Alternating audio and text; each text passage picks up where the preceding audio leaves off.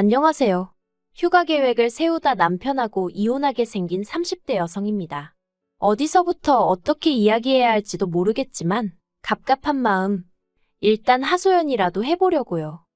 남편하고는 대학 선배의 소개로 만났습니다. 사실 저는 대학 시절 아버지를 잃고 이후로는 거의 가장 노릇을 도맡아 하며 살아왔어요. 친정어머니 또한 당시에는 건강이 좋지 않으셨기 때문에 누가 저에게 그렇게 해야 한다고 말하는 사람은 없었어도 당연히 제가 해야 할 일이라고 생각했던 거죠. 아무튼 그래서 저를 좋아한다는 사람들도 종종 있었지만 그런 건 신경 쓸 겨를이 없었습니다. 23세 대학 졸업하자마자 취업하고 이후로는 오로지 사회적으로 인정받고 능력 있는 사람이 되기 위해 쉼없이 달려야만 했으니까요. 그런데 하루는 그런 저에게 대학 선배가 정말 괜찮은 사람이 있으니 한번 만나보지 않겠냐고 하더라고요. 좋은 대학을 나와서 회사도 이름난 곳을 다닌다며 말이죠. 그리고 왜 인생은 타이밍이라고 하더니 그게 딱 제 얘기였어요. 그 무렵 제가 좀 심적으로나 육체적으로나 지쳐 있었거든요. 그래서 제가 평소와는 달리 소개팅을 하겠다고 했고 그렇게 지금의 남편을 만나게 되었습니다. 하지만 선배의 소개와는 달리 남편은 그렇게 좋은 대학을 나온 것도 아니었고 회사는 계약직이었어요. 그리고 솔직히 말하자면 좀 실망스러웠던 게 사실이에요. 저는 제가 의지하고 기댈 수 있는 사람이었으면 했으니까요. 그런데 제 이런 생각과는 달리 남편은 제가 무척이나 마음에 들었던 모양입니다. 첫 만남 이후로 저에게 무척이나 적극적으로 들이댔거든요. 그리고 그런 남편이 좀 부담스러웠고 소위 어떻게 떼내야 할지 모르겠대요. 그래서 에라 모르겠단 마음으로 제 친정 상황을 다 털어놓았어요. 특히나 결혼 이후에도 친정을 부양하는 건 멈출 수 없다는 걸요. 그리고 솔직히 이런 이야기를 들으면 저는 남편 쪽에서 먼저 백기 들고 떨어져 나갈 줄 알았거든요. 그런데 남편이 그건 당연한 거 아니냐대요. 혼자 계신 어머니를 챙기는 건 자식으로서 당연히 해야 하는 도리 아니냐고요. 그리고 저는 그 말 한마디에 닫혀있던 마음의 문을 열고 말았습니다. 기대도 안 했던 말이었지만 실은 제가 무척이나 듣고 싶어 했던 말이기도 했으니까요. 그리고 이후로 1년 만에 부부의 연을 맺었습니다. 그런데 사실 결혼을 준비하는 동안 한 가지 마음에 걸리는 일이 있었는데 그건 금전적인 것에 관한 것이었어요. 언젠가 남편이 제 연봉을 궁금해했는데 평소라면 저는 절대 알려주지 않았을 테지만 그때는 결혼할 사이라는 생각에 아무것도 숨기지 말아야겠다 싶었거든요. 그래서 제 연봉을 이야기했더니 남편이 자기도 저랑 비슷하게 번다는 식으로 말을 하더라고요. 그런데 그때 저는 계약직이어도 돈을 제법 받는구나 하고 흘려들었지. 소위 진위 여부를 가려야겠다는 생각은 못했죠. 그리고 또 한 가지, 남편은 결혼하면 경제권은 자기가 갖고 싶다 했어요. 그런데 그렇게 되면 제가 친정에다 돈을 주고 하는 게 솔직히 좀 눈치가 보일 것 같은 거예요. 제가 벌어서 제가 드리는 돈인데도 말이죠. 그렇다고 제가 경제권을 갖자니 그것도 선뜻 내키지가 않았고 그래서 제가 남편더러 돈 관리는 각자 하자 했습니다. 어차피 맞벌이인데다가 둘이 비슷하게 버는데 한 사람이 굳이 몰아서 경제권을 가질 필요가 있겠냐. 생활비랑 적금만 얼마씩 각출하고 나머지는 알아서 쓰자 했죠.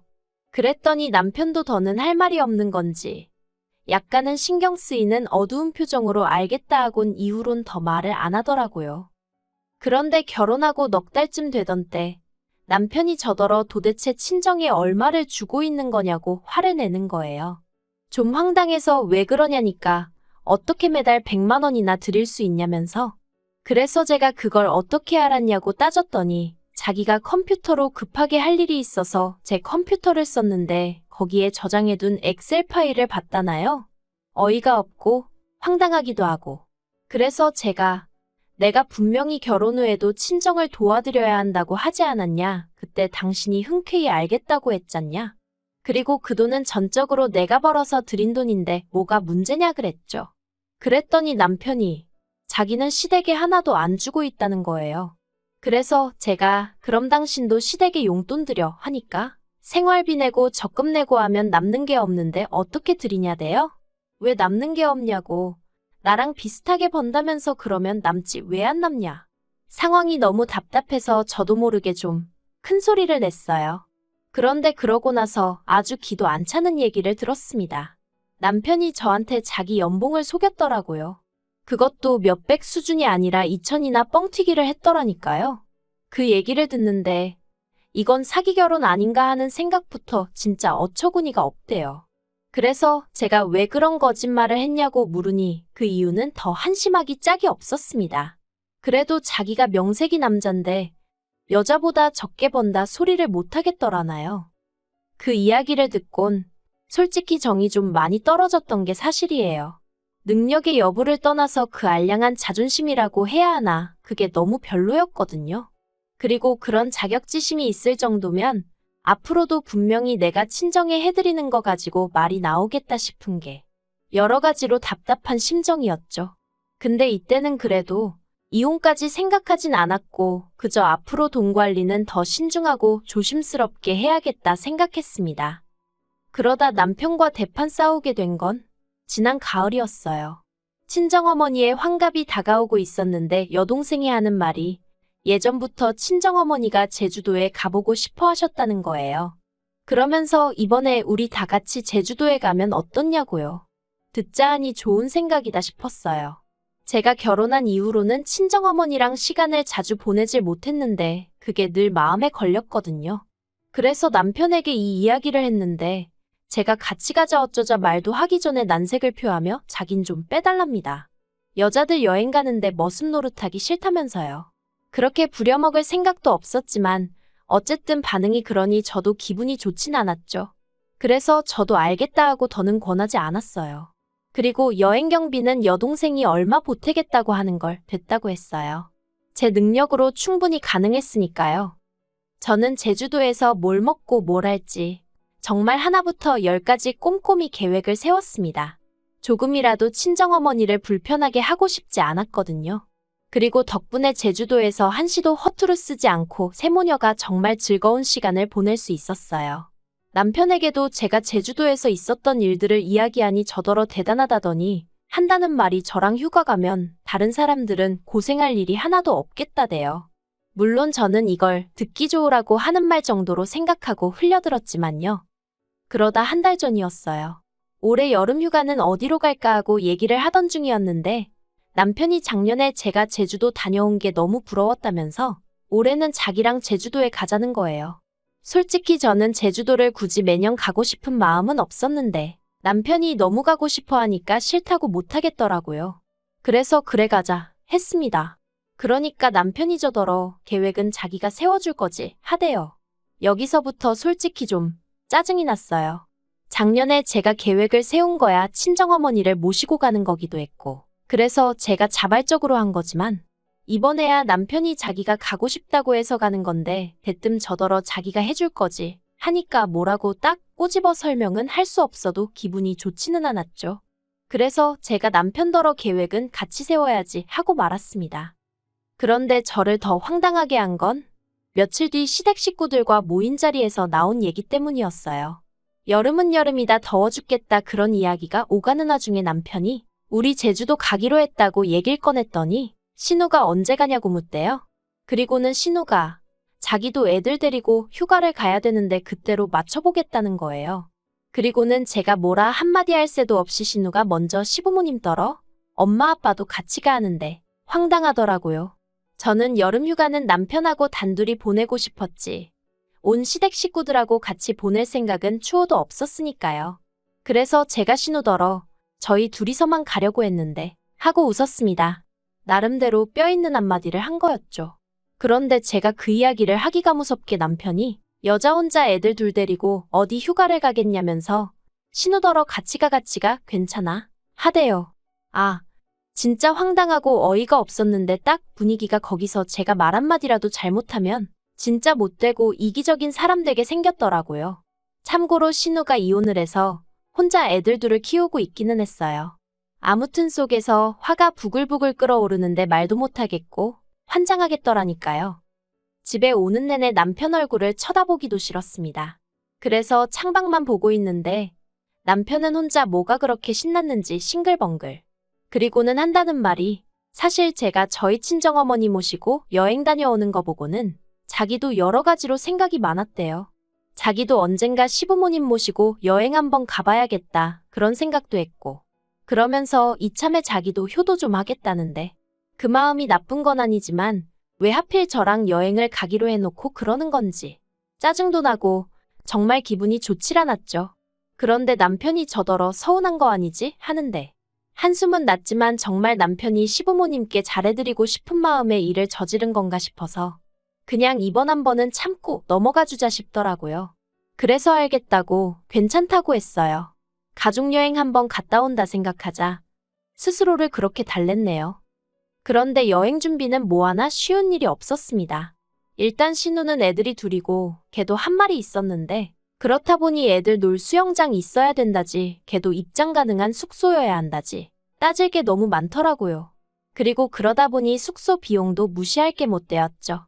그래서 제가 남편더러 일단 숙박비는 새 집으로 나눴고 걔 때문에 올라간 금액은 신우더러 내라 하라고 알려줬습니다.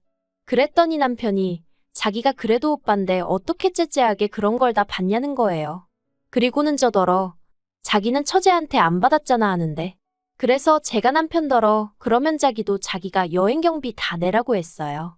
난 원래 우리가 공동 부담하는 걸로 생각하고 있었는데, 그렇게 오빠 노릇인지 하고 싶으면 당신 비자금 있을 거 아니냐고 그걸로 해결하라 했죠. 그랬더니 남편이 저더러 쪼잔하답니다. 그런데 그게 다가 아니었어요. 비행기표 사는 것 때문에 신우한테 전화를 했는데 신우가 한다는 말이 자기는 이번 여행에 안 가기로 했다는 거예요. 그간 혼자 애 키우느라 너무 힘들었다면서, 그래서 자유시간을 갖기로 했다나요? 그래서 알겠다고 했습니다. 근데 그럼 숙소는 어떻게 해야 하나?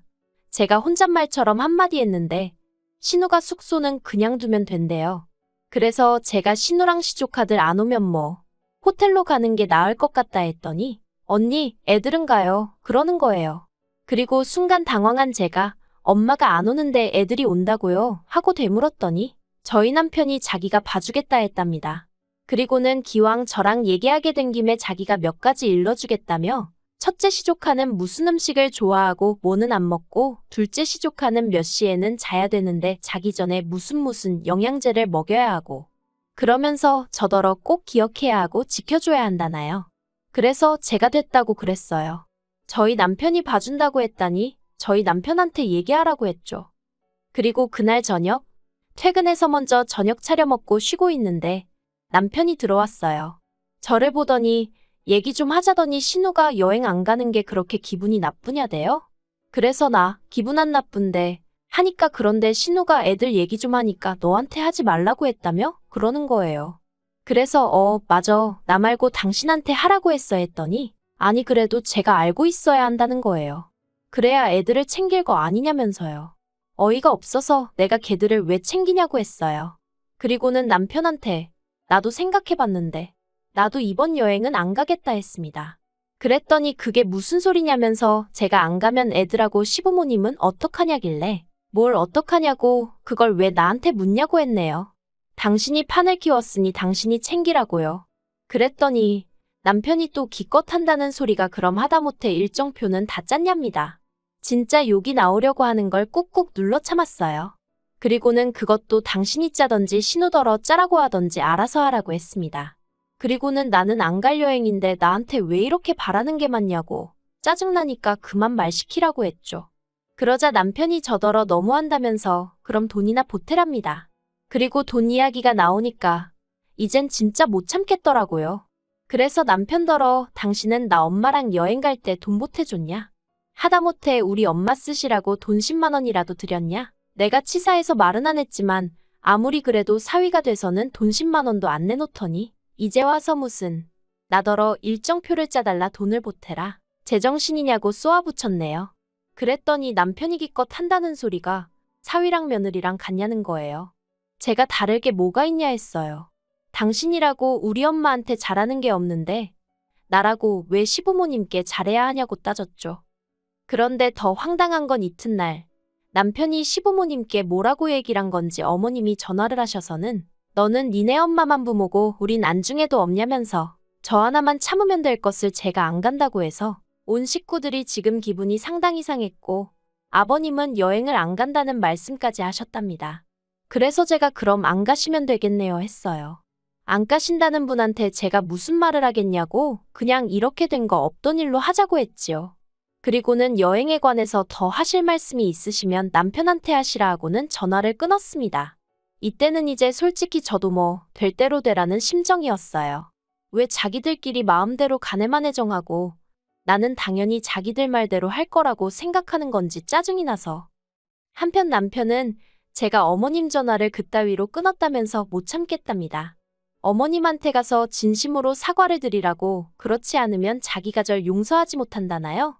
그래서 용서고나 바리고 필요 없고 그냥 이참에 갈라서자 했어요. 곰곰이 생각해보니까 내가 내 돈으로 친정어머니 좀 도와드리는데 그게 뭐 얼마나 대단한 배려라고. 당신이 그렇게 어깨에 힘을 주는지 모르겠다. 나는 당신이 더는 필요치가 않으니 각자 살자 했죠. 그리고는 저는 지금 대충 짐 챙겨서 친정에 와 있어요. 밤낮으로 남편한테 전화고 문자고 오는데 전부 다 싹 무시하고 있어서 무슨 내용인지 모르겠네요. 다만 제가 신발장 위에 두고 나온 이혼 서류에 대한 회신이 없는 걸로 봐서는 이혼이 하기 싫은 건지. 그래서 일단 일주일 더 기다려보고 그래도 감감무소식이면 변호사 사무실 찾아가 보려고요. 머슴 노릇 하기 싫은 애 어쩌네 헛소리 하더니 그럼 뭐 나는 니네 집 하녀냐? 아무튼 무조건 끝장을 볼 생각이에요. 아, 그리고 남편은 특이하게 여름마다 재계약이 이루어지곤 했는데 올해는 재계약도 못했다는 소식을 일전에 소개팅 주선해준 선배로부터 들었습니다. 그래놓고는 그 선배가 걔도 참 안 됐다면서 저더러 한번 봐주지 그러냐길래 그 선배랑도 손절했어요. 생각해보니까 그 선배만 아니었으면 애시당초 이런 꼴을 볼 일도 없었을 텐데 싶은 걸 그래도 선배랍시고 말 안 하고 있었더니 어디 주제넘게 봐줘라 말아야 진짜.